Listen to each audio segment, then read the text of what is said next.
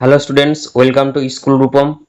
আজ তোমরা ভিডিওর থাম্বনেল দেখেই বুঝতে পারছো তোমাদের অষ্টম শ্রেণীর নবম অধ্যায়ের অর্থাৎ অন্তঃক্ষরা গ্রন্থি ও বয়ঃসন্ধি এই চ্যাপ্টার থেকে 30টি গুরুত্বপূর্ণ এসএকিউ প্রশ্ন নিয়ে হাজির হয়েছি। এই প্রশ্নগুলি মূলত বিগত বছরে এসেছে এমন প্রশ্ন থেকে করা হয়েছে। তো চলো ভিডিওটি শুরু করি। প্রথম প্রশ্ন, পিটুইটারি গ্রন্থি নিঃসৃত একটি হরমোনের নাম লেখো। সঠিক উত্তরটি হবে সোমাটোট্রপিক হরমোন। দ্বিতীয় প্রশ্ন, মানবদেহে রাসায়নিক বার্তাবাহক হিসাবে কে কাজ করে? সঠিক উত্তরটি হবে হরমোন। 3 নম্বর প্রশ্ন, গ্রন্থি কি? একটি কোষ বা একগুচ্ছ কোষ কোনো পদার্থ ক্ষরণে অংশগ্রহণ করলে তাকে বা তাদের গ্রন্থি বলে। 4 নম্বর প্রশ্ন, লালাক গ্রন্থি কী ধরনের গ্রন্থি? এটি থেকে কি বের হয়? তো লালাক গ্রন্থি হলো বহিঃক্ষরা গ্রন্থি, এটি থেকে পাকরস বের হয়। 5 নম্বর প্রশ্ন, মস্তিষ্কের মূল দেশে কোন গ্রন্থি অবস্থিত? সঠিক উত্তরটি হবে পিটুইটারি গ্রন্থি। এবারে 6 নম্বর প্রশ্ন, কোন হরমোনকে বৃদ্ধি পোষক হরমোন বলে? সোমাটোট্রপিক হরমোনকে বৃদ্ধি পোষক হরমোন বলে। 7 নম্বর প্রশ্ন, সোমাটোট্রপিক হরমোনের কাজ কি? সোমাটোট্রপিক হরমোনের কাজ হলো শরীরের বিভিন্ন পেশি ও হাড়গুলির দৈর্ঘ্য বৃদ্ধি ঘটানো। 8 নম্বর প্রশ্ন, এসটিএইচ বা সোমাটোট্রপিক হরমোনের পুরো নাম কি? এটা বলেই দিলাম, সোমাটোট্রপিক হরমোন। 9 নম্বর, জিটিএইচ এর পুরো নাম লেখো। এর পুরো নাম হলো গোনাডোট্রপিক হরমোন।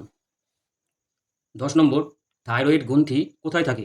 তো থাইরয়েড গ্রন্থি মানবদেহের স্বরযন্ত্রের ঠিক নিচে শ্বাসনালীর দুপাশে থাকে। 11 নম্বর, কোন হরমোন হৃদস্পন্দন বাড়ায়? তো থাইরয়েড গ্রন্থি থেকে নিঃসৃত থাইরক্সিন হরমোন আমাদের হৃদস্পন্দনকে বাড়ায়।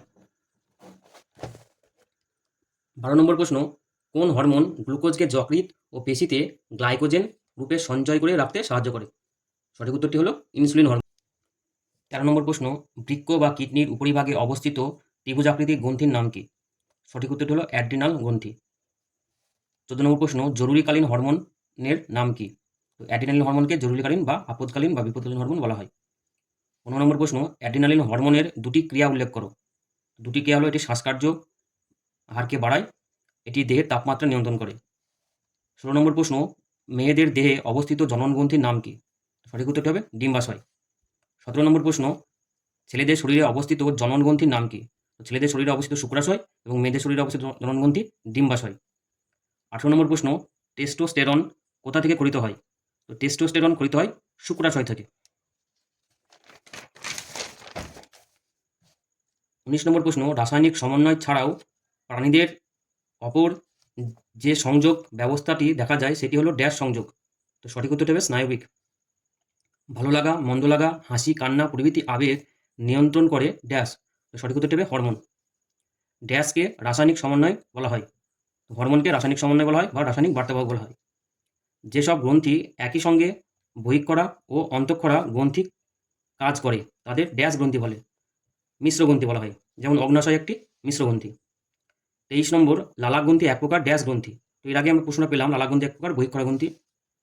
24 নম্বর, সবচেয়ে বড় অন্তঃক্ষরা গ্রন্থিটি হলো থাইরয়েড, আমাদের যেটা গলার শ্বাসনালীর দুপাশে অবস্থিত। 25 নম্বর, মস্তিষ্কের মূল দেশে অবস্থিত দুটি খণ্ডবিশিষ্ট ড্যাশ গ্রন্থি থাকে। তো সঠিক উত্তরটি হবে পিটুইটারি গ্রন্থি। 26 নম্বর, ভেসোপ্রেসিন ক্ষরিত হয় ড্যাশ গ্রন্থি থেকে। পিটুইটারি থেকে ভেসোপ্রেসিন ক্ষরিত হয়। 27 নম্বর, ইনসুলিন ক্ষরিত হয় ড্যাশ গ্রন্থি থেকে। তো অগ্নাশয় থেকে ইনসুলিন এবং গ্লুকাগন নামক হরমোন দুটি ক্ষরিত হয়। এটি গ্লুকাগন হরমোনের উৎস অগ্নাশয় থেকে। ড্যাশ গ্রন্থিকে সুপ্রারেনাল গ্রন্থি বলা হয়। তো সঠিক উত্তরটি হবে অ্যাড্রিনাল। অ্যাড্রিনাল গ্রন্থি থেকে ড্যাশ হরমোন ক্ষরিত হয়। অ্যাড্রিনাল গ্রন্থি থেকে অ্যাড্রিনালিন হরমোন ক্ষরিত হয়। মহিলাদের মুখমণ্ডলে লোমের আধিক্য দেখা যায় ড্যাশ হরমোন আধিক্যের জন্য। তো সঠিক উত্তরটি হবে অ্যাড্রিনালিন হরমোনের জন্য। প্রোজেস্টেরন হরমোনটি ড্যাশ গ্রন্থি থেকে ক্ষরিত হয়। তো সঠিক উত্তরটি হবে ডিম্বাশয়। 33 নম্বর প্রশ্ন, ড্যাশ হরমোন মেয়েদের দেহে একটি নির্দিষ্ট বয়সের পর সক্রিয় হয়। তো সঠিক উত্তরটি হবে ইস্ট্রোজেন। তো এই ছিল তোমাদের গুরুত্বপূর্ণ 33টি প্রশ্ন নবম অধ্যায়ের। ভিডিওটি কেমন লাগলো তোমরা কমেন্ট বক্সে জানিও, আর চ্যানেলটি সাবস্ক্রাইব করে রেখো।